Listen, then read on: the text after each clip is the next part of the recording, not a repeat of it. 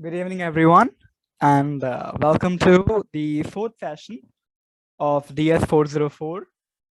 And today we have Pranav H Nair from my class to take the topics of queues. So, if it's your first session here, again, I'd like to go through it. DS404 is a series of structures based on a series of work sessions which are based on exploring the concepts of data structures essential to coding. The past three sessions are recorded. If you have registered for a session, you will receive them in your mail, or you can go to TLE, head on straight over to TLE MEC's YouTube channel. While I am talking, Pranav, you can begin to share your screen. All right. The Discord server has been shared in the chat, so if you want, you can go ahead and join. And I think without further ado, I will hand it over to Pranav. Pranav, ready? Yeah, sure. He says he's not ready. Very well. We'll still be going on nevertheless. Okay, all right. You guys can see my screen, yeah? You put an emoji in chat, we can see my screen.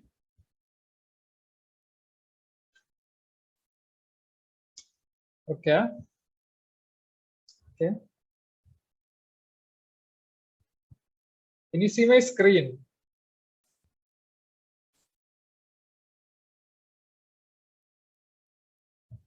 All right. Great, great. All right, guys, welcome to DS404. This is the fourth session. We've had Vishruth, we had Gautam, and we had Pranoy take some amazing sessions for you about some of the basics to data structures and algorithms. And today, let's talk queues. All right. So just like my best friend Mario would say it, let's go. All right. So refreshing DSA. You guys remember what data structures and algorithm is? You guys remember everything, or you guys forget what Vishnu taught you? You guys remember? Yes or no? Type a yes or no in chat. Yes. Okay. Okay. Can someone tell me what a data structure is? I don't need a whole explanation. Just a small line.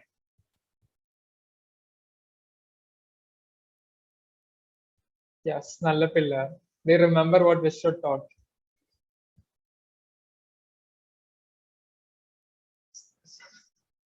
All right. So basically, all right, you guys can see my Jamboard, yeah? So this is a computer. All right. So computers are, for all purposes, stupid. They're dumb. Okay? They don't really understand you. You can't really talk to them in English. They just don't understand you. All right.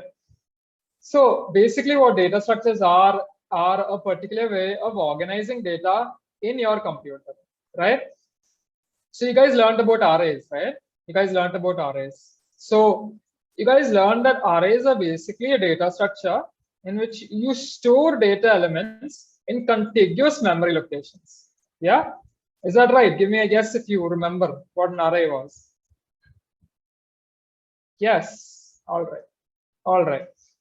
So, you know, the thing about an array is that all elements are stored in a particular location. Let's say that this address is 0. I'm taking an example. Okay, this is not how actually data is stored inside a computer, but here's an example. Let's say this is address 0, this is address 1, this is address 2, this is address 3. So you can see a pattern emerging that these data elements are stored in contiguous memory locations. So this makes it easier for the computer to process information, to process your code, to process your data, right? It makes it easier for Mr. Dummy computer over here to process data, and that's why we need data structures, right? So it's a way in which you organize data in a structured manner, right? Instead of just putting some, let's say we have a binary string of 101101. If it's in random locations, you don't know what this value means, right? It's hard for you to decipher what it means. That's why we need data structures, right? Okay, is that cool? You guys understand? Give me an emoji or a yes in chat. You guys understand? All right, awesome, cool. What else? Algorithms. All right, so you guys know what algorithms are, right? I'm just taking a bit of a touch up because it's the last session. I want you guys to remember everything, to have it in your mind before you leave the session. I just want you to remember everything. So you guys know what algorithms are? Yes? All right, so basically what an algorithm is. Aditya says, we'll remember, don't worry. I'm sorry, I don't trust you. So that's why I'm going over this once more. Algorithms are, yes, exactly. Kevin Newman says, a set of steps to solve a problem. Exactly. So basically what an algorithm is you have a set of steps like 1, 2, 3. The first step is going to be start. Second step is going to be, do something. Let's say do X. And then the last step is going to be stop, right? This is an example. All right, so it's an algorithm. It's a sequence of instructions that tells the program what to do. So, when you go back and you can see here that what I tell you, the computer is a dummy, right? So you can't just talk to it in English and tell it what to do. You need to give it a set of instructions in a step-by-step manner, and then it understands. Oh, I'm supposed to start. Oh, I'm supposed to do this. Oh, I'm supposed to stop. Okay, so that's what the computer does when you give it an algorithm. All right. So you guys understood that, yeah? Yes. All right. So next, what is time and space complexity? This is also something that Vishal taught you. So by definition, I'm going to go by the definition here. So time complexity is the amount of time taken by an algorithm to run as a function of the length of its input. Now, those are some big words, but let's break it down. Right. So, for example, let's say you have an array. Let's say int array of 4, maybe. Does that work? Okay. So we have 0, 1, 2, 3, 4. Okay. What is the time complexity to access an element from this array? Do you guys know what the answer is? It's pretty simple.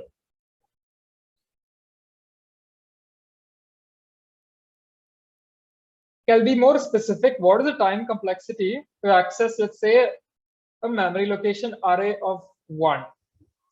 What is the time complexity involved in accessing this memory location?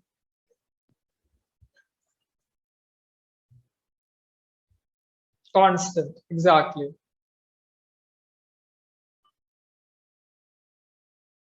All right, so I see some of you guys gave the answer as over when. It isn't actually over when. It would be over when if, say, for example, we were iterating through a for loop. All right, let's say for I is equal to 0, I less than 4, I plus plus.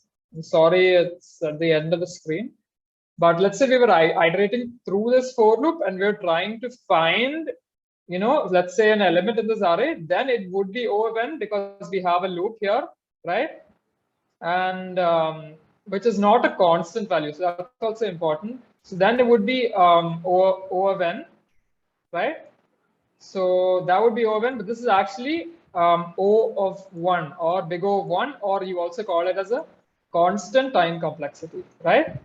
So you guys know what that means, right? So whenever we try to access this element, the time involved, the time taken to access the element array of 1 is always going to be the same. If it's 1 second, okay, it's not going to be 1 second. But if it's 0.2 seconds, I don't know, something, it's always going to be that same amount of time, okay? It's not going to change unless, unlike, let's say you have a for loop over here. All right. So moving on. You guys learned about arrays and stacks. I'm not going to go over all of them again. Gautam did a great job of explaining what stacks were yesterday. And arrays was explained by Pranav. You guys know what an array is? A set of elements stored in contiguous memory locations. Yeah. And this is a stack, which basically is an implementation of an array, but it has like a kind of a pointer called the top, pointing to the top of the stack. All right. So the stack, you guys remember what a stack is, right? If you remember, put an emoji in chat. I just want to know you guys are here, not dozing off. Yes. Sankar Aditya says yes. Sorry, that was not the spelling. Okay. Nayantara, Jessica, Jolly. All right. Yes. Okay, that's great. That's great. So that was just a refresher session. Now we'll be going into what we'll be learning today. Yes. What are we going to be learning today? This is a breakdown.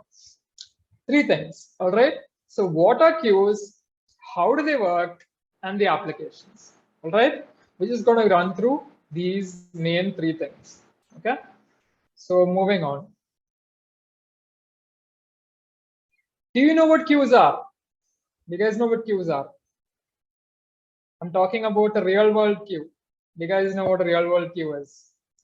Have you ever been in one? Yes. You go to the grocery store, you're waiting. Oh, you're waiting for someone to move. You're waiting for them to scan all their items. Yeah. You've waited in queues before, right? So a queue in a data structure is kind of a similar concept. So we'll go over what the thing is in real life. Okay. So this is a queue in real life. Let's take an example of a ticket counter, right? So there's this person here who is a ticket checker. Let's call him Sharad. Okay. So this is Sharad, and Sharad is going to be checking all of your tickets over here, and these are the people here lining up to check your tickets. I mean, to get their tickets checked. Okay, so basically here, by oldest and newest, we mean by order of time. Okay, we're not talking about age or anything else. This newest person is the last person to arrive in the queue. The oldest person or the first person is the first person to arrive in the queue. Now, logically, right, logically speaking, the oldest person, the first person to arrive in the queue is going to be the first to get the ticket and leave. Isn't that right? That's how a queue works, right? Give me a yes. Yes, sir. All right. So that's how a queue works. Logically, the first person to get a ticket is going to be the first person to leave. And the last person to get a ticket is going to have to wait for everyone else. Going to have to wait for the second person. He's going to have to wait for the third person. And then finally, he's going to get over the ticket booth and he's going to be like, Sharad, give me a ticket. And Sharad is going to be like, okay, dude, whatever. Take the tickets. Just leave. Go away. I don't care. Literally don't care. So Sharad is going to be like that. The first person is going to be the first person to leave. So this is exactly how a queue works when we're talking in the frame of reference of data structures. So this is a queue and it looks suspiciously like an array, don't you think so? It looks a lot like an array. Right. It looks a lot like sus, pretty sus. You know, I think we should vote him out. Pretty sus. So it looks suspiciously like an array. But you can see that there's a bit of a difference here. While in a stack, we had a pointer, the most specifically a variable called top, which pointed to the top of the stack. Here you see two other things. What are they? What are the two other things that you can see here, which are fundamentally different from a stack?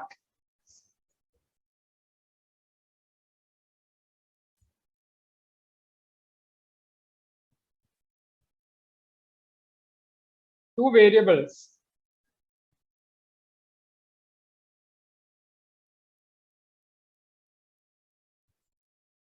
All right, assuming everyone is dead.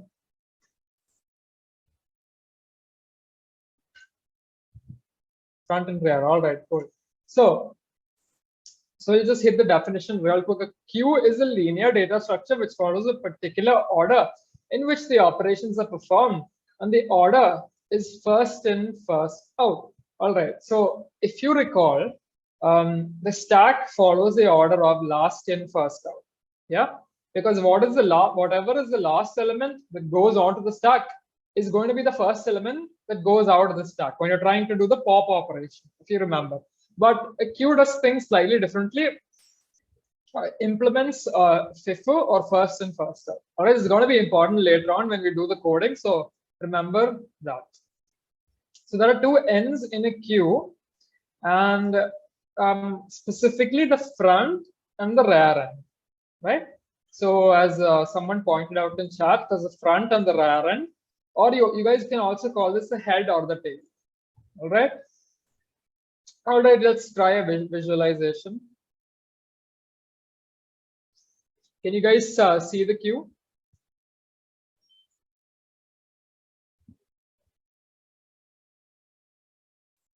Yes, you guys can see the queue. All right. So now I'm going to insert some elements into the queue. So in a queue, whenever you try to insert an element into the queue, the operation has a name, just like push and pop in a stack. Push and pop was how you called, entering an element into a stack is called push, removing an element is called pop. So the same way you have inside a queue, there are two operations that can be performed. There's on queue and dequeue. All right. So when I let's say insert the element 3, I'm going to press the on queue button. Okay, let's see what happens. All right.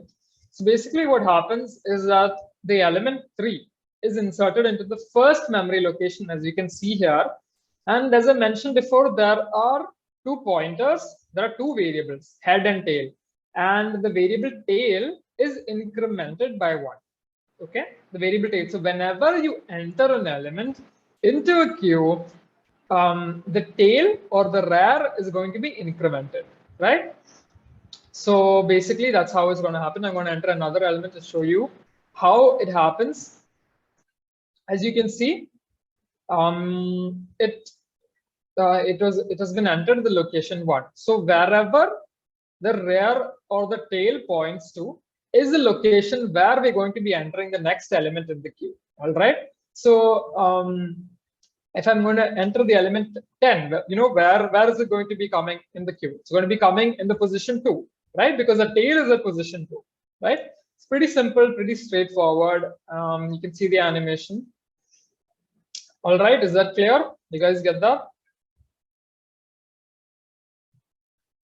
Easy peasy lemon squeezy. Okay, so now there's just one more operation, and that is DQ. So if I just press the DQ button here, you can see that the head was at the location 0, and the element at the location 0 got removed, and the variable head got incremented by 1. The position of head became incremented by 1. So head is at position 1 right now. Okay, so tell me what happens if I press DQ again. What is going to be the only element left in the queue? 10.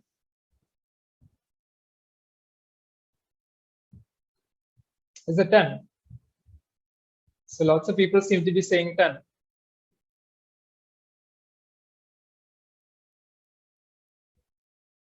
All right, so if I press DQ a single time, the head is at position 1. So like I explained to you, these pointers or these variables are incredibly important because they're going to be determining where you're going to be inserting an element into or where you're going to be removing an element from. So the tail is at position 3. If we on queue, we're going to be entering at location 3. And if head is at location 1, we press DQ. Yeah, so the head was at location 1, and whatever the value is at location 1 got removed, and the value of head got incremented. So the only element left in the queue is 10. All right. So whoever said 10, that was the right answer. All right. Do you guys understand what on queue and DQ is? It's pretty simple and straightforward. This is the array implementation.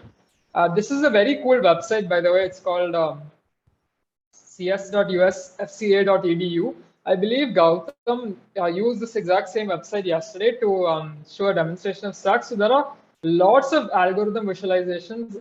Let's say maybe in the future you come here and you want to see how you do depth first search, breadth first search, deep shortest path algorithm. Everything is here. So we're going to share the link with you later on in the docs folder, so you can come back here and check out the rest of the stuff as you progress in your DSA journey.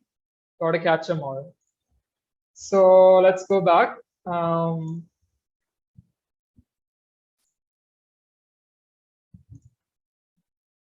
Yes, Pokemon.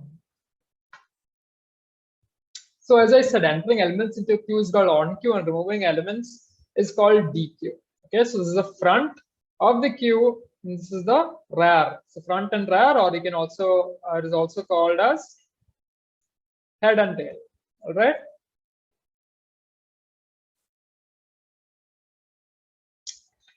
So what's in a name? So you might be asking me, Pranav, this thing looks very similar to a stack and queue. Both of them are implementations of an array. What's the difference? But I mentioned it before. In stack, so stack follows LIFO or LIFO, whatever you want to call it. Last in, first out. In the stack, we remove the item which was the most recently added. In a queue, we remove the item that was the least recently added. So when you go to an application level, this is going to be pretty important. When I just show you a stack and queue, this is a stack, this is a queue, you might be thinking, oh, what does it matter? It's an array, right? But it makes a lot of a difference, because when you go to the application side of things, it's going to be very clear why it can be useful for different applications. So let's code. Enough theory. Let's check out the code. Okay. Is that cool?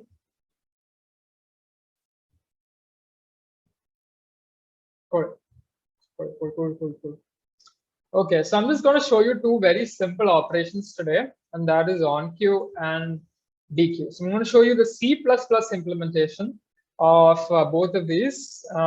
Basically, if you learn this, you can implement it in any other language, any other object-oriented programming language that you might know. So I'm going to try my best to run over the code for you. It's very simple, super short.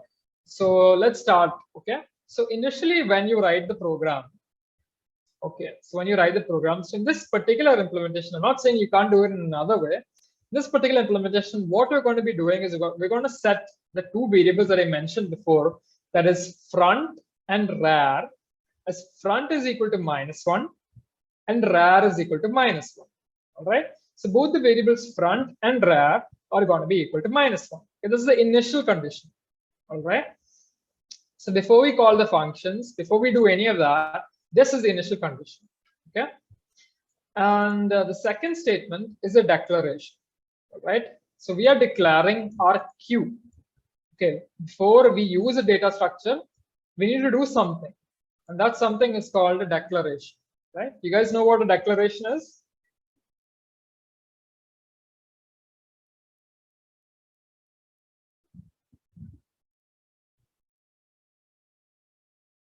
Yeah, basically just a creation of a variable. But in case of a data structure, we're creating a data structure. It's a queue or an array. So here we're declaring a queue here. So now let's move on to the function. Okay, so it's called void onQ void. So basically, we're setting the return type as void. That means we're not going to be returning anything from this function. All right. I hope you guys understand that. When we write the return type before a function, we can write it as, let's say we can write as int. We're returning an integer function. We're returning an integer value. We can type it as float. We're returning a floating point value, but here we're not going to be returning anything, so it's going to stay as void.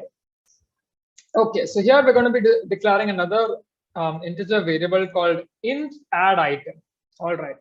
So what this is going to be for is basically for you're going to be entering an item into this queue, right? So basically this variable is going to be used to store the value that you want to enter into the queue. Okay, that makes sense?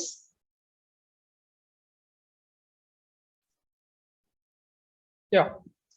Okay. So now here we come across the first condition. Well, the first condition is if rar double equal to max -1, we have to print queue overflow. Now, before we come to this, I'd like to explain what a queue overflow is. So heading over to the Jamboard over here,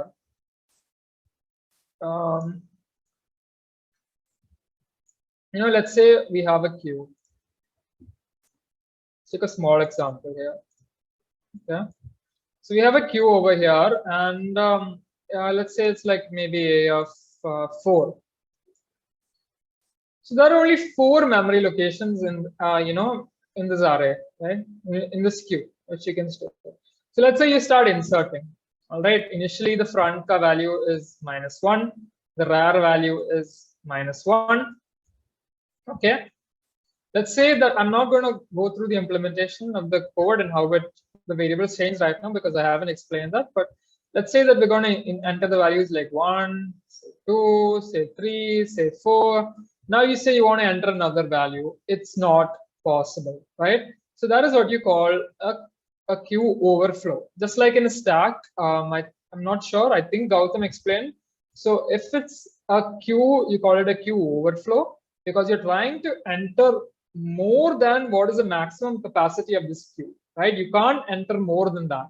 So that is what is called an overflow. Similarly, let's say that there are, 4 values inside this queue, right? There's at location 0, 1, 2, and 3.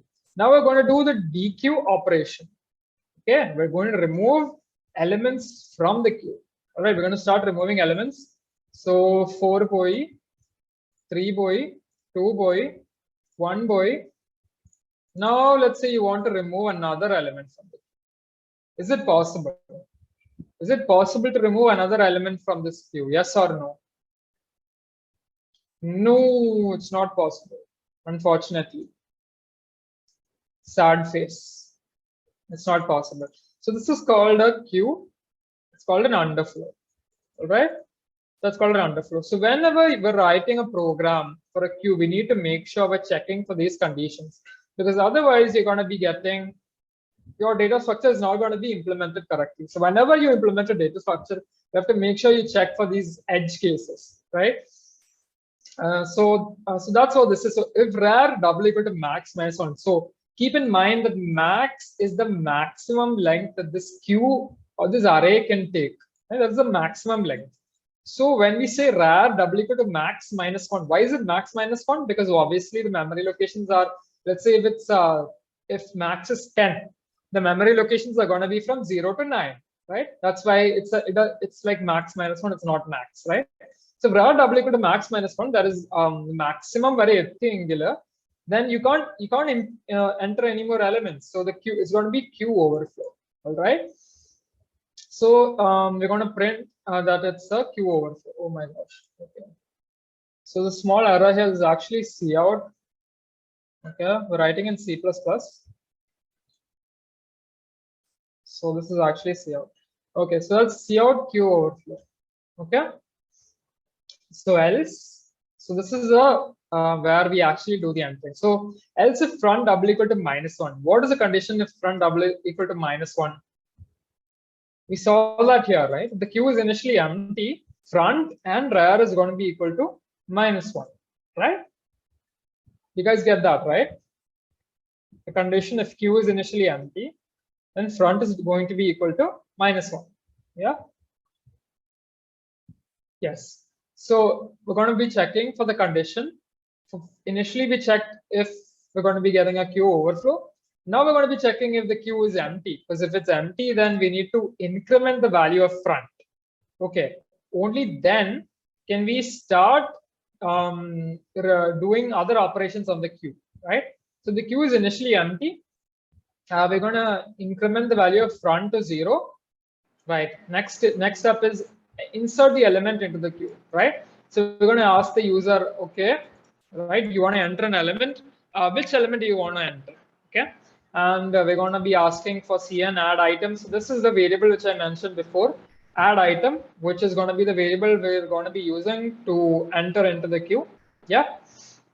And as soon as we entered the value, we're going to increment the rar. Okay. This is very important because this is a bit different from dequeue, because when we're doing on queue, we're going to be first incrementing the rar and then we're going to be adding the item. Okay, so that's because let's say maybe initially the rar is going to be -1, so you can't enter at -1, right? So we have to increment the value to say 0, and then we have to enter into the queue. Or let's say, for example, here we already have a value at 1, right? So when we're doing on queue, we have to increment the value of rar, right? It's very important that we increment the value of rar, because when we're doing on queue, the one variable that we're going to be using is the rar variable, right? We're going to be entering with the help of we're going to be entering values with the help of the rar variable. So this rar variable vachita, we're going to be like q u e of rar. Okay, so q of rar, like if we put whatever value, what is going to happen? It's going to overwrite the value that is already present here, right? That makes sense, yeah? So first, we have to increment the value of rar. That is, rar is equal to rar plus 1. And then we can enter the element into the queue. Okay? Is this much clear? Is itrem parnadillam clear ayo?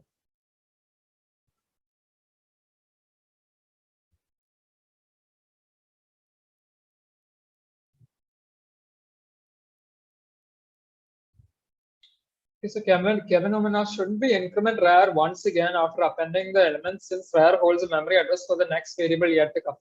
No, so actually what rar holds is not the memory address of the element next to come. It holds the memory address of the previous element. For example, I want to insert, okay, let's say for example, let's start afresh here. Okay. So let's say that we entered a value here. This is 1. All right. So once we enter rar, we're gonna we're going to be having to run on queue operation ഒരു പ്രാവശ്യം execute ചെയ്യും, right? അങ്ങനെയാണ് ഈ 1 ഇവിടെ വന്നത്, right? So the front ka value and rar ka value will have changed right now, and rar value will be 0, right? Rar value will be 0. So when we want to enter another element, let's say this position 1, let's say this position, so sorry, 0, this position 1, this position 2. Okay, the positions are it. Okay, these are the positions. So the rar value is going to be at 0. Okay, so aditha prasham, when we call the onQ function, right? When we call the onQ function, the rar value is still going to be here, right? So adukonda, first we need to increment the rar value, and then rar value first incrementing endu the rar value will become 1, right? Rar value will become 1. Now we can insert an element. Okay, does that make sense? Basically, we do the incrementing of the variable before insertion. We enter the element that is to be added. We first increment the variable. Okay, because otherwise we're going to be overwriting this variable, right? Imagine if if let's say that the rar is at 0, I do on queue, and then this array of rar, let's say we enter an element at array of rar. So what is going to happen right now is rar is currently pointing to 0. We are going to override this value 1, but we don't want that to happen. So that is why first we're going to be implementing the value of rar, and then we're going to be inserting the element into the queue. It's fairly simple, fairly straightforward.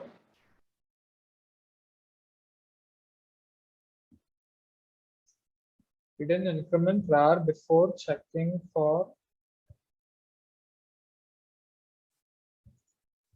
Sorry, I didn't really understand your question.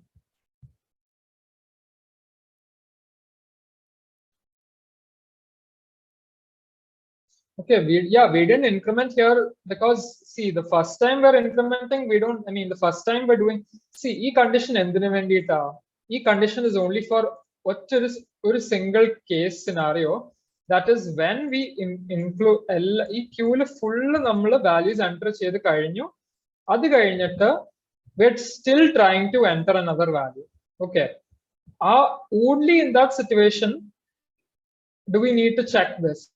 right? Only so we don't need to increment there or anything. It's just a simple check. It's a simple if statement, right? So only before, so if we're not going to be inserting any element, right? Only when the else part will be inserting an element. So I'm going to put the comment here with checking for an overflow, right? So else here, this is a comment. So here is basically where we do everything, right? Where we do the insertion into the queue. So only when we're doing an insertion into the queue do we need to increment the rar value. Otherwise, we don't need to increment the rar value because we're not inserting an element into the queue, right? So you don't really need to do that. So when you are check if only for a single condition, and that is by checking if here example the queue full elements fill max and the variable fill. So we're going to have to check if rar double equal to max minus 1, and which rar will be let's say that max is 7. So the rar value will be 6. Rar value will be 6. So then we need to then we can't enter any more elements, right? So that is the only condition where it will be overflow. We don't need to increment it there because we're not going to add an element. When we are going to add an element, we need to increment the rar, and then we're going to have to add the item. Otherwise, we're going to override the element that is already there in the memory location, right? I hope that's clear. It's a pretty simple and straightforward code. I'll share the document with you if you guys want to go over it later on. Is it fine? Can I move over to DQ? Are you guys with me? Put a thumbs up in chat if you guys are here, or an emoji.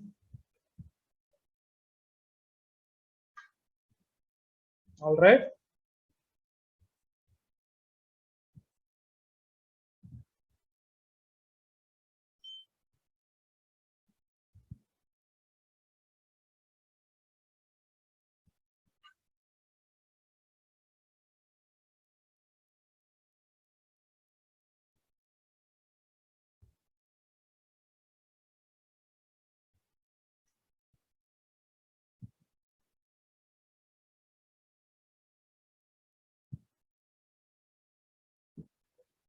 All right, so it's cool. So we're going to move on to DQ. This is the second operation. So as I mentioned earlier, what is DQ? Basically, it's the it's removing an element from a queue. Okay. So first of all, like we did here before, we have to check for a queue underflow. So the condition for that is if front double equal to -1 or front greater than rar. Okay. So I'm going to explain this to you. So basically, if front double equal to -1.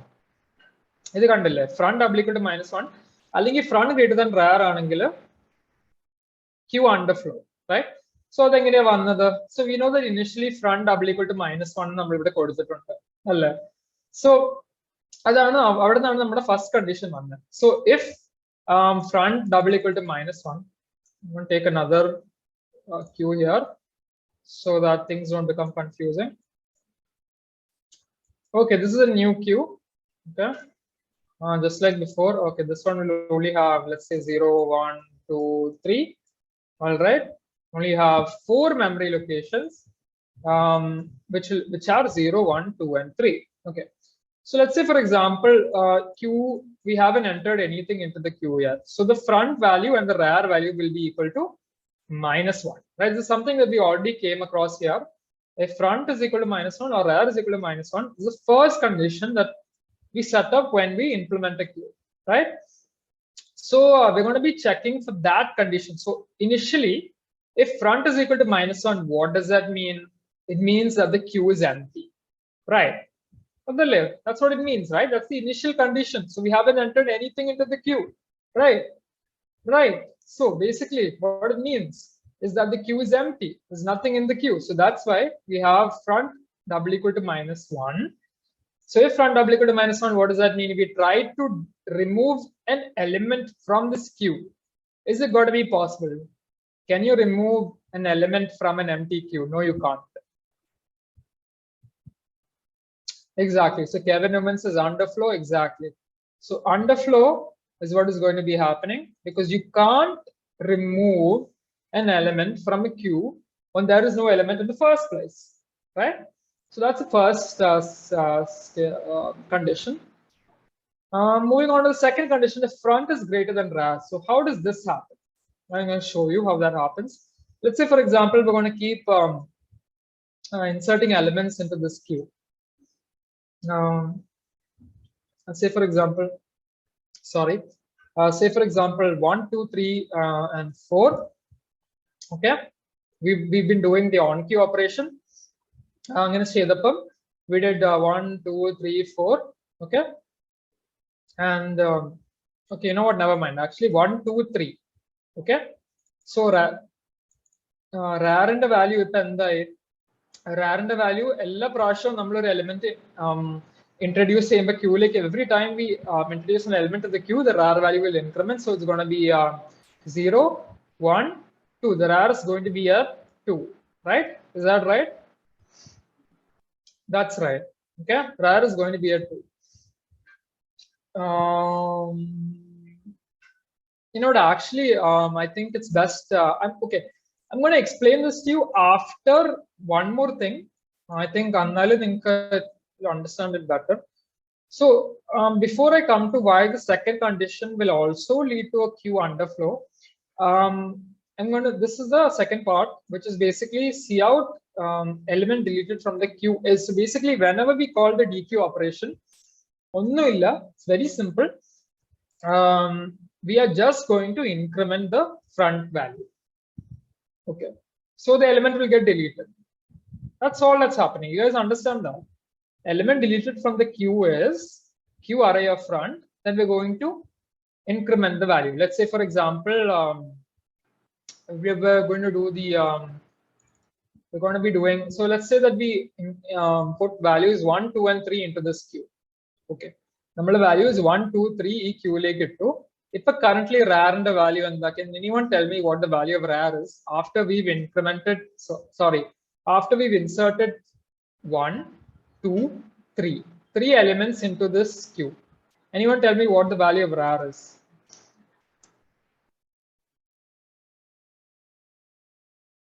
Is it 0? Is it 1? Is it 2? Is it 3? Come on, come on. There are more people in chat. There are 50 people here. I want responses.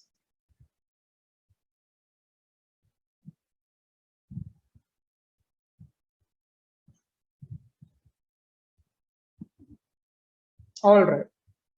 So when we insert 3 elements into the queue, the rar value is definitely going to be equal to 2. Okay. Now let's say we want to perform the dequeue operation. D-E-Q-U-E-U-E. Okay. Okay, we want to perform the dequeue operation. When we perform the dequeue operation, very simple. There's just a single thing that we do, and that is we increment the value of the front variable. All right, so the front variable value will become. So actually, sorry, front variable value is 0 here because when we insert the first element, we set the front variable value as 0. Okay. We went over this, right? When we insert the first element, if the queue is empty, the front value will be 0. So front value will be initially 0. Our rar value will be 2, like you guys said. You guys are correct. So dequeue chamber, what will be the front value? What's going to be the new front value? It's going to be 1. Exactly. Kevin is right. So the front value is going to be 1. The rar value is going to be 2. Okay. So this is how the queue is going to look like. So now let's go back to why front greater than rar is going to be giving us a queue underflow. So let's take the same example over here.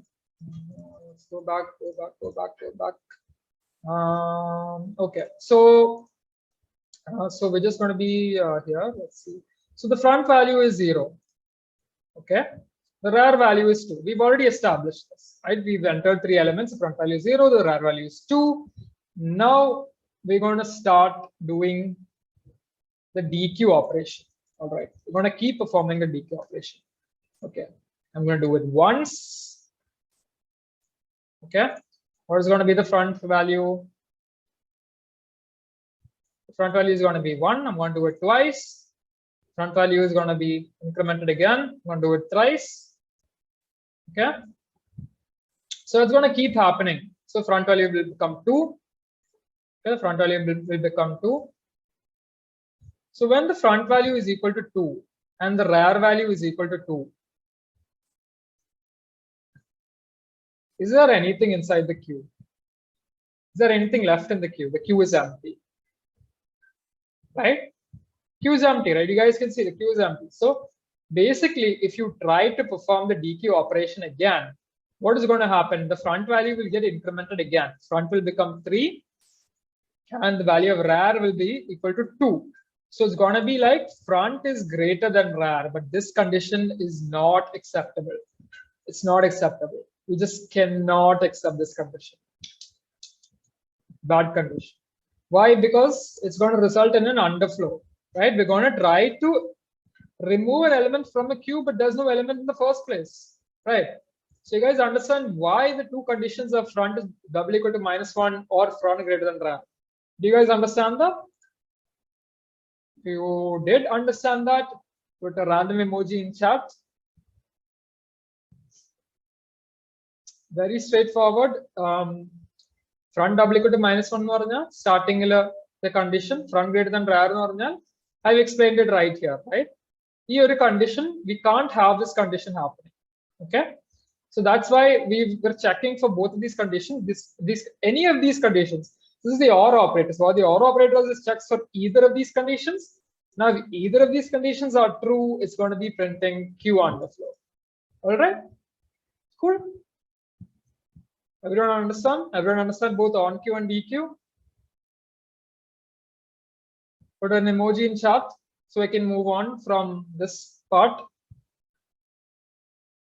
You guys understood? Yeah.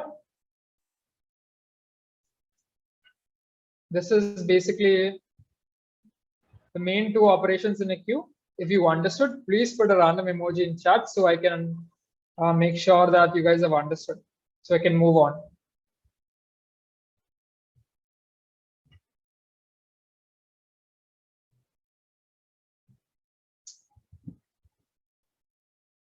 Amazing. So let's move on. We just got through the coding part and now it's time for some questions. Oh my goodness. I almost gave you the answers. Okay, so let's see. Can you guys see the question? Yeah. So I have just 3 questions. Let's see who can answer all 3 of them. They're incredibly simple. I just want to see if you guys have understood what I've taught. Okay, so perform the following operations on Q1, on Q3, on Q2, on Q7, DQ, DQ, on Q8. What is the queue going to look like after you perform these operations? I want you guys to put it in chat. What is the queue going to be looking like after you perform these set of operations? Everyone can answer. It's an incredibly simple question. If you understood what on Q and DQ is, you should definitely answer. All the 50 people over here in the see in chat here. Awesome, awesome, awesome.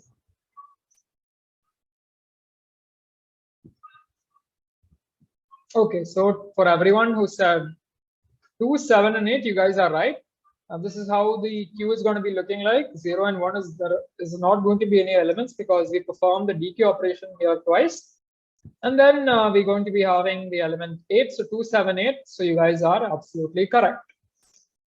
Moving on to the next question. So also very simple. What is the time complexity associated with doing on Q and DQ operations in a queue? What is the time complexity? Time complexity, like, over n square over n cube, everything that we've learned in the first session, Mr. taught you guys. So if you look back to what I talked about arrays, this should be a very simple, very easy answer. Everyone, please put in chat what you think the answer is.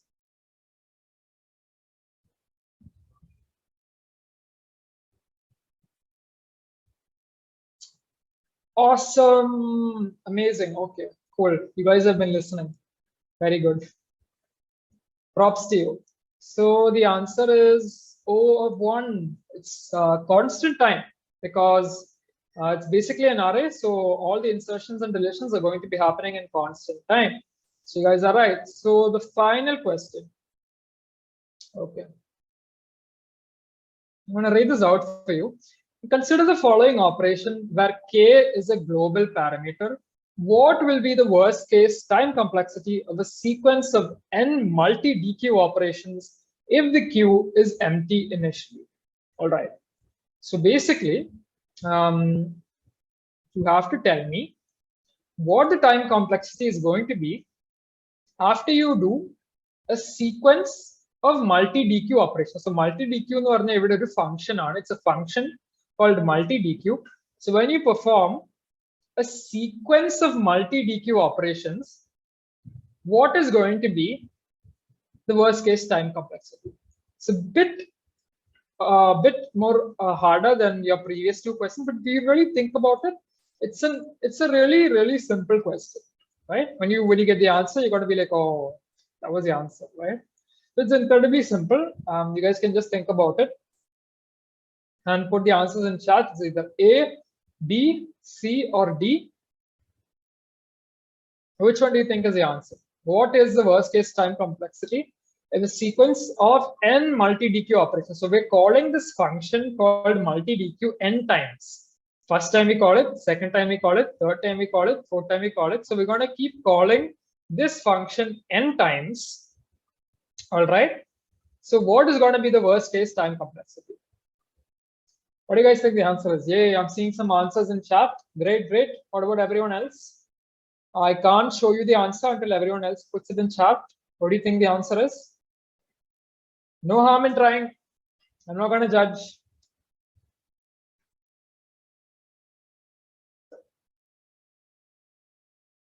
All right. The worst case time complexity.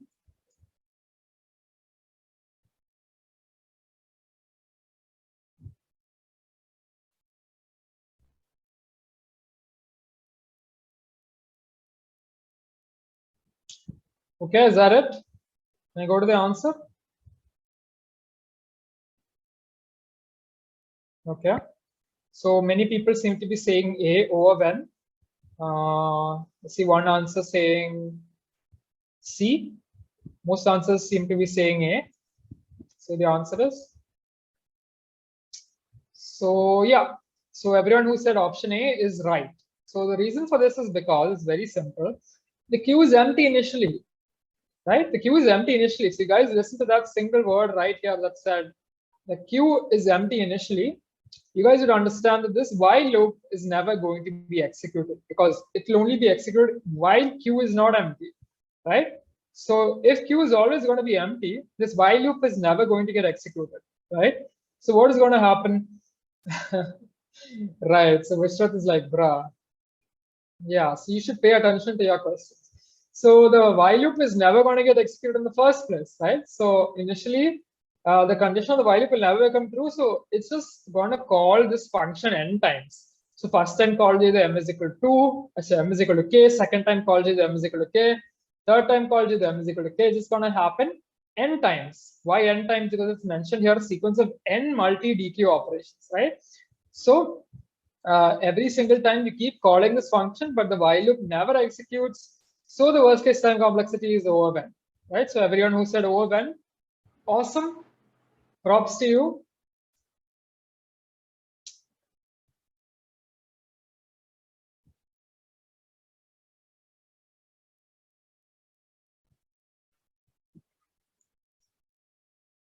So Kevin has asked, isn't over when same as over when k theoretically? No, not really. It's not really the same. Because if this loop, so let's say that there were nk multi-DQ operations, then it would be over nk. But it's not the same actually. It's different. Over when and over nk are different. Because we're talking about the number of operations, I clearly said that. And so see, whenever we're talking about time complexity, and when we're talking about the input here, the input is always a function of the length of the number of instructions. The input, I'm going to repeat that once more. So the input is always a function of the length of the number of instructions. So yeah, like Vishnu pointed out, so k is not a constant here. So it's different, right? So k is a global parameter, right? It's not a constant. So it's actually going to be different, right? So the number of So since the time complexity is always a function of the number of instructions, and here the number of instructions is actually n, so it's actually going to be O of n, it's not going to be O of nk, and because k is not a constant, right? So it's not a constant, it's a global parameter, it's a variable, so it's not going to be the same. All right, cool. Is that cool? So we're going to the last end of our bit of our presentation. Everyone understood everything till here, right?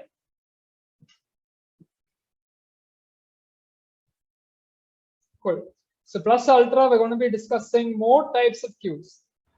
So we're going to be going over some more types of queues. There are different types of queues, but keep in mind, I'm not going to be going in depth, in detail, not going to be explaining the code, not going to be looking into the functions, because that's beyond the scope of this session. It's going to take a lot of time if I go through every single type of queue. But I'm just going to be talking about the different types of queues and what they could be used for potentially. And if you're interested, you can always go Google, search it up. There are tons of videos on YouTube. And I'll also put up some links and resources that you can refer to. All right. So not going into too much depth, let's discuss the different types of queues. So first up is circular queue, right? So this is a circular queue. Straight up, I'm just going to show you a picture. This is a normal queue. So what happens when you take a normal queue, you take the front and the rear, you just sort of like, imagine you sort of like bend it, right? So it forms a perfect circle, right? It's a circle. So that's it. That's basically what a circular queue is. All right. Incredibly simple. You can see here that this is a mapping of a normal queue to a circular queue. Position 0, there's nothing. Position 1, there is nothing. At position 2, there is nothing. At position 3, there is the value 1, which you can see here in the circular queue also. At position 3, there is a value 1. At position 4, there is a value 2. But you can see that immediately after position 4, sequentially, the next position is position 0. But in a normal queue, after position 4, the queue ends abruptly, right? It ends abruptly. But here you can see the front and the rear sort of come together, sort of forms a circle. So that is basically what a circular queue is, right? Is that cool? You guys understood what a circular queue is?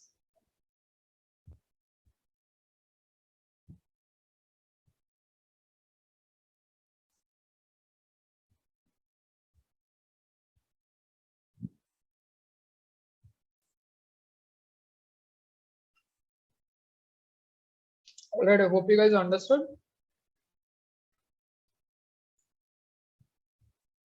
So I'm just going to ask you a question. Why do you think we need a circular queue? Does anyone have any answers? Why do you need a circular queue? We have a normal queue. So Indina, why do you need to go to the lengths of creating another queue? We'll be needing different algorithms for insertion, for deletion. Everything we're going to be needing different algorithms because the queue is very different. So can anyone tell me why you could possibly be needing a circular queue?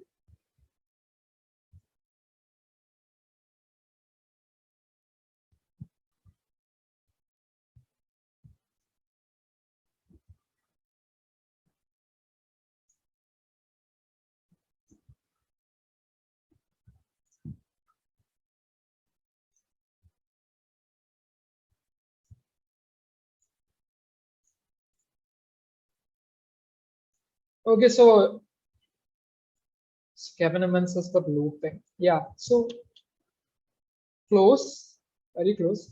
Maybe this is what you meant. New element is always added at the rear. Okay, so let's see. So I'm going to read this out first and I'm going to show you what it means. So the rear reaches to the end position of the queue, then there may be a possibility that some vacant spaces are left in the beginning, which cannot be utilized. Okay, so what does this mean? Basically, let's say that we have an array. Sorry, let's say we have a queue.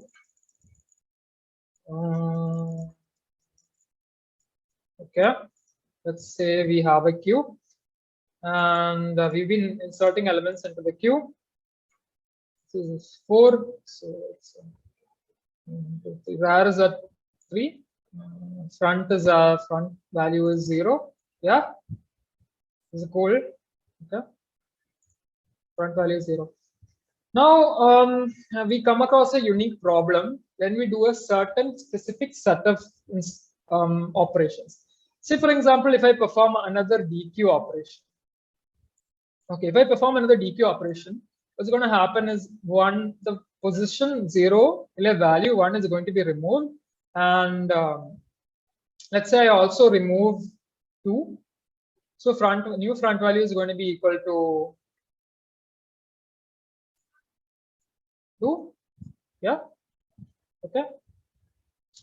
So basically, the problem here is you can see that there are 2 empty spaces here in the queue. There are 2 empty spaces, but according to our code, we can only enter from the rear end of the queue, right?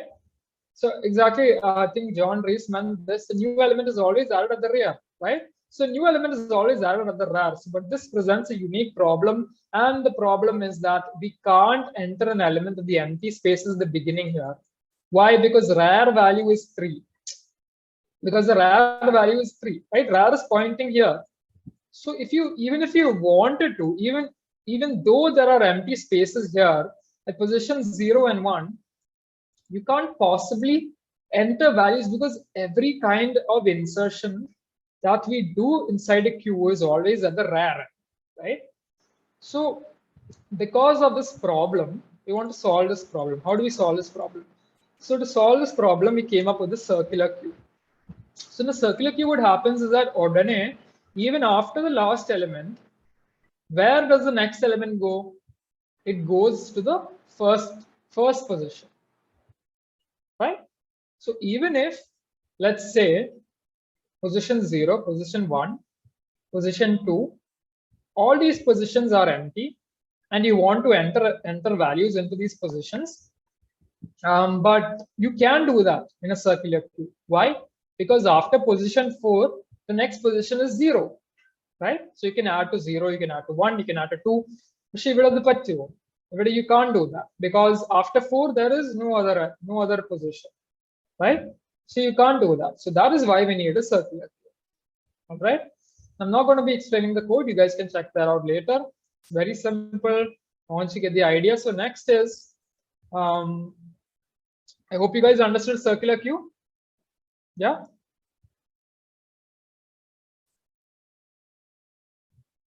Cool.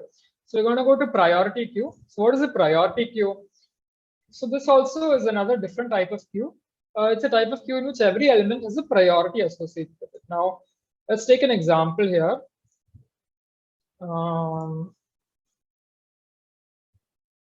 Okay, before that, let's read. The priority of an element in the priority queue will determine the order in which the elements are removed from the priority queue.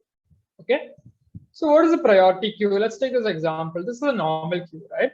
But what is the difference? Every element is going to be having a specific priority associated with that element. Okay. For example, this is an ascending order priority queue. You see the elements are 2, 6, 7, 10, 11, 11. The elements are in ascending order. So that's an ascending order priority queue. So different elements will be having different priority. So here, I'll be taking the assumption that the smallest element will be having the highest priority. And as we move forward, the element priority will keep decreasing. Okay. Element in the priority will keep decreasing. So this is called a priority queue. So this is actually important in certain specific applications, but I'm not going to be going into depth into all of that. But you need to know what a priority queue is because it's important in data structures and algorithms to learn to know how to implement a circular queue, how to implement a priority queue, how to implement a double-ended queue. So there are many different types of queues. I'm not going to go into all of them. So I hope you understood. Basically, it's just a queue in which every element will have a priority associated with it. Okay, is that cool? Is that fine? Yeah, can I get a yes in chat? Cool. Awesome. Awesome sauce. Cool. So now I'm going into the session that is called the That's Cool and All, but What's It For segment. Okay, that's the name of the segment. The segment is called That's Cool and All, but What's it for? So you might be thinking about all of this with time. So you learned about arrays, you learned about stacks, you learned about queues. But why do you even need a queue if you already have an array stack? Right? You already have a stack, which is an implementation of an array. You have a queue, which is an implementation of an array. Why do you need all these different things? So let's just move a bit into real world applications. So let's see what it could be potentially used for. Queues in mail, router, printer. So do any of you guys have printers at home? You guys have printers at home? Yeah. Have you seen printing happening? Don't have a printer at home, show power. Sorry, Lato. You can take a printout from close to college. It's fine. Anyway, so basically, there are this is a snapshot from a printer. Okay, it's a printer. So I'm sure many of you guys have seen this. This is a snapshot from printer. Basically, what it is it's actually a queue, right?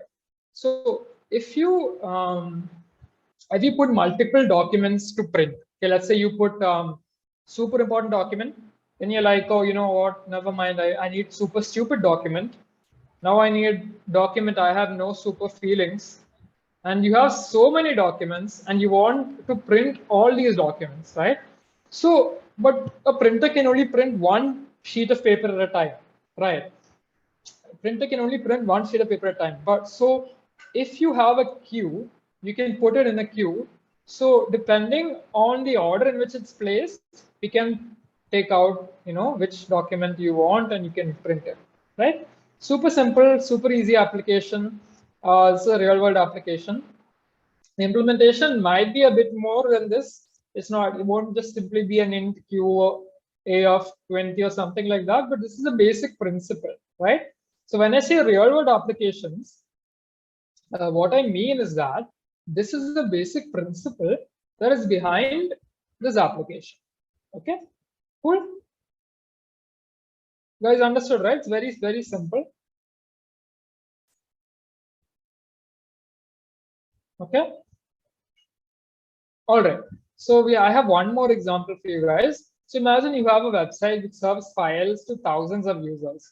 So you can't service all requests. You can only handle, say, 100 at once. So fair policy would be first come, first serve. That is to serve 100 at a time in the order of arrival. A queue would definitely be the most appropriate data structure. So do you guys know how the web works? So basically there are requests, then there are responses, right? So let's say that this is you. You're on a computer, you're going tap, tap, tap, tap. You type in mec.ac.in. It sends a request to our MEC server. And let's say that the MEC server can't, like let's say the exam results came out. So everyone would be frantically going to the, sorry, that would be the KTU portal. Yeah, so let's say it's a KTU portal. And if you guys have experience checking results, you'll definitely understand this. Because whenever your results come, on the Ratri, you try to take app.ktu.edu.in, you'll understand that you won't be able to access the website. So the reason for this is very simple. It's because the web server can't handle the number of all the different, so many requests are coming in, right? Every John and every Pranav and Sharath and Vishrut, is waiting to see, hey, what is my CGPA? Everybody wants to know. Okay, so basically they're just waiting to type in app.ktu.edu, and your poor browser will send the request to the KTU's backend. But unfortunately, since those guys have not scaled up their backend, those guys don't know what scaling is, and they don't they don't have a backend that is capable enough to handle so many requests. What happens? The KTU website crashes. Boom. So that's the problem. So the backend is unable to serve a response to your web browser, and it creates an issue. All right. So this is a deal. Yeah, with a lot of government websites, this is a deal. Because see, the main reason for that is they have very inefficient backends. They don't scale it up, in case they know that there is more traffic is going to be coming. Result of there'll be more traffic, but they don't scale it up in time. So always the website will be crashing because there'll be so many number of requests. So people will be waiting and waiting for the results, right? So that's what happens. So you can so avade anengilum so an so that's where an application of the queue would be coming, and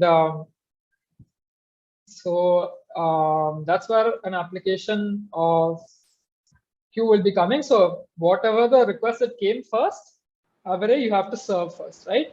So if Vishrut is the first person at 7:30 at 10 p.m. when the result comes, if he's the first person to go to the KT website, it's only fair now that he should be the first person to see the result. So that's how it should be. Okay, so that's the queue is going to help you do that, right? Why? Because first in, first out, right? Cool. So okay, so this is a bit of advanced applications. In case you have not studied operating system in your at college, if you have not studied operating systems, these things might not make sense. If so, for the time being, you can ignore them. So examples are semaphores, first come first serve scheduling, CPU scheduling, disk scheduling, etc. The third one I'm going to be explaining what disk scheduling is. So these are applications of queues. Don't worry if you don't understand them yet. You can try Googling them, or you learn it when the time comes, right? Operating systems is a core subject in computer science. So it's a very important subject. And in many places, we're actually using a queue. So it's super important that we learn the implementation of the queue. Okay. So here's an example for a CPU. So let's say that you have multiple windows open. Okay, let's say that you're coding in VS Code. You have Spotify open in the background. You're downloading something on your web browser. So your CPU has to be able to handle all of this load, right? So basically, the CPU cannot run all the jobs at once, right? So the jobs must be batched up and then scheduled according to some policy. Okay. So explain what this means. So let's say that there is task 1, task 2, task 3, task 4. So what is going to happen? The CPU will batch together some tasks. Let's say task 1 and task 3. It's going to batch them up. It's going to batch up task 2 and task 4. And then they're going to be scheduled according to some policy. Okay. Now by policy, I mean, for example, first come, first serve. Okay. So let's say that task 1 and task 3 are the first tasks to arrive. So adine batch akita CPU first a batch ne execute. Okay, very simple. So the CPU will take 2 tasks or a couple of tasks, will batch them, and depending on some policy. Now there are many policies. The most simple one would be first come first serve. Okay, that is whichever task comes first, the CPU is going to be handling or dealing or running that job or that task which came first. Okay, that is first come first serve CPU scheduling. There are also other policies like round robin, etc., etc. You learn all of them. As I said, OS is an important subject. Make sure you learn that subject because it's pretty important for placements. So there, the queue data structure is going to be pretty important. Okay. Okay, so we're getting to the end. So pretty much near the end. So here's a question that I want you guys to try it out, or maybe even Google. Okay, so the question is, can you implement a queue using stacks? How many stacks do you need? Okay, so do you think, okay, second part of the question, can you tell me, do you think you can implement a queue using stacks? Do you think it would be possible to do that? Give me a yes or a no in chat.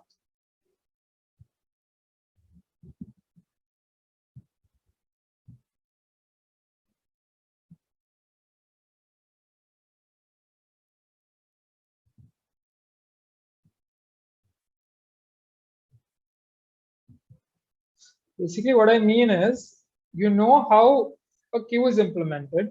You know how a stack is implemented. Queue is LIFO, last in first out, and queue is first in first out, and stack is last in first out. So both of these are very different. But can you implement a queue using stacks? Can you do that? I just need a yes or a no.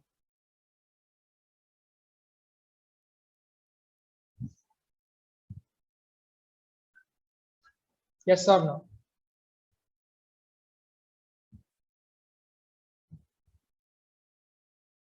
Okay, so Kevin Newman says yes, using two stacks is absolutely correct. Maybe you have tried this question out. Anyways, so you can implement a queue using two stacks. I'm not going to explain it because it's advanced. I want you guys to try it out to see what your level of understanding of arrays, stacks, and queues are. So I'll give you a small hint. Just like Kevin said, you can use two stacks. You can put two stacks side by side. And since both stacks have each top pointer, like one stack and a top pointer, another stack and a top pointer. So using both of these, you can combine everything. And using two stacks, you can implement a queue. Okay? Is that cool? You can implement a queue. All right? I want you guys to go try this out. After the session, you guys can go, if you can try implementing it. If you don't get the answer, you can search it on YouTube. Okay? Will you guys do that? Say yes. I won't accept any no's.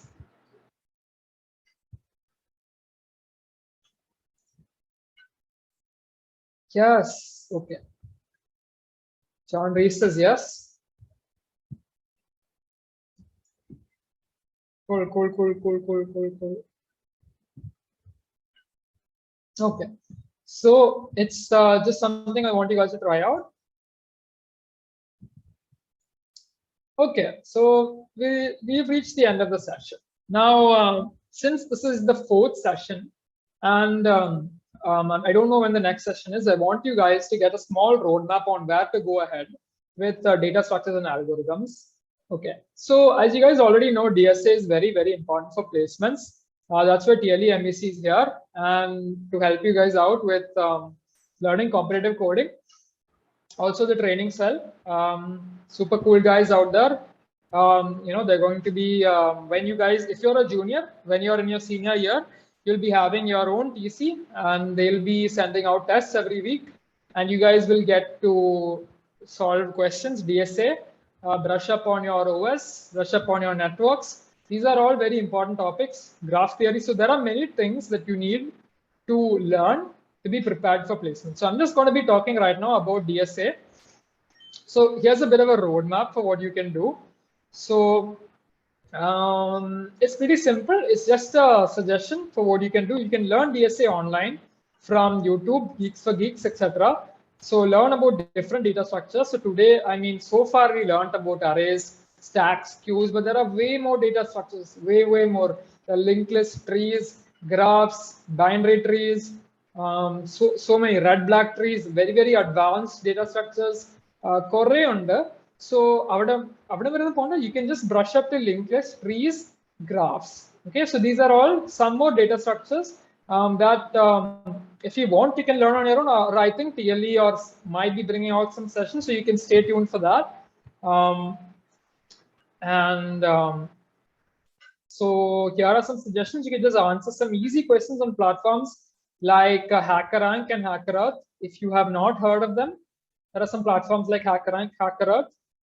Very simple. You can try out some easy questions there. And if you're looking for something a bit more intermediate, there are platforms like LeetCode, CodeForces. LeetCode, I think the difficulty questions are a slight bit more. And on CodeForces, you get lots of competitions that you can do with people all over the world. There are prize pools and stuff like that. So the world of competitive coding is very fascinating. There's a lot to learn. DSA and competitive coding is very fascinating. There is a lot to learn. There's a lot to gain if you guys are really interested. Yeah, so that's pretty much it. So if you guys are interested, you can check out these platforms, start your journey into competitive coding. And because it's really important for placements, if you want to snag a really cool placement, this is going to help you. So stay tuned. And that's it from me. Thank you guys so much for taking your time and listening to me for so long. I think it's been an hour and a half. Thank you so much. My name is Pranav, and you can reach out to me at Pranav San on most social media to connect. All right. Thank you, guys. Hello there. Am I audible? Hello, am I audible? Yeah. You're audible. You're audible. Wait, I think there's a question in chat. Can I just read that and then we'll... Sure. Go ahead. Okay. So here's a question. Do you recommend C++/Python for learning data structures? All right. So here's the thing. This is just my opinion. Everyone has their own opinion. Okay. So in my opinion, it doesn't really matter which language you pick, but I'll tell you this. Okay. The most popular language right now in college picked by people who learn DS and algorithm is definitely C++. Okay. It's definitely C++. Now, the reason for this is because I'll tell you there are multiple reasons. One reason is because there are tons of YouTube tutorials, videos, everything available in C++, or it'll be in C. So some basic things. So you can just run it in C++.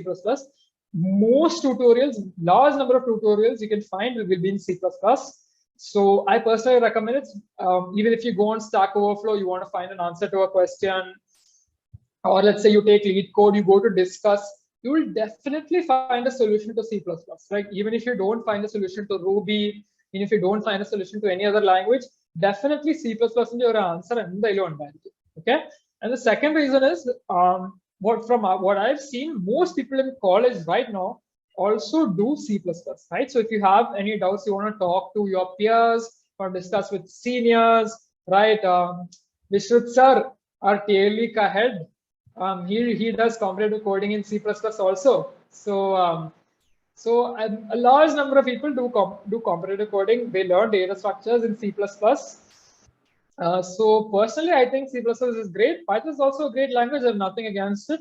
But I think C++ is a bit more popular when it comes to data structures, and Python is a bit more popular when it comes to machine learning and things like that, because it has a lot of libraries and stuff like that. And people might tell you about things like runtime, idile korava, adile code dilla. So from what I've learned, adile velle karyam illa, because they actually take into account which language you take when you're doing competitive coding. So it doesn't really matter. But I would personally recommend C++ because it's the most popular language. It's very simple, very easy to learn. So yeah, that's it. No more questions, right? All right. Yeah. If you have any questions, please shoot ahead. Pranav's available. Yeah, there you go. A question. He's asked something. Should we use pointers? Okay. No, I'm not sure. I didn't really understand what that meant. Maybe Kevin, you can be detailed about what you intend, in what context. Did you mean you should study pointers or like in a particular application?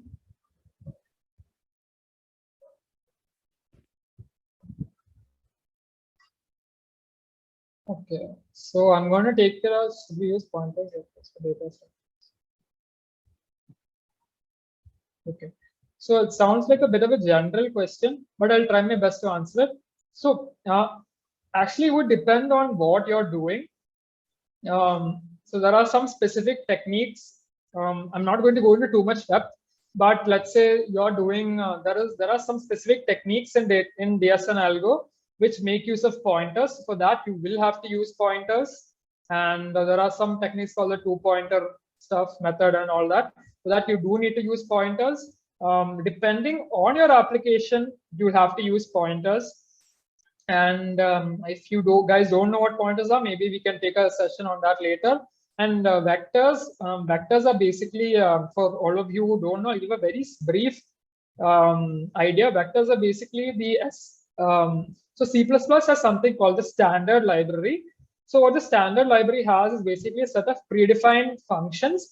So these, and data structures, so you can use them directly without having to declare it. Okay. So vector is basically a type of, it's kind of like an array. It's not really an array, but it's something that's present in the C++ standard library.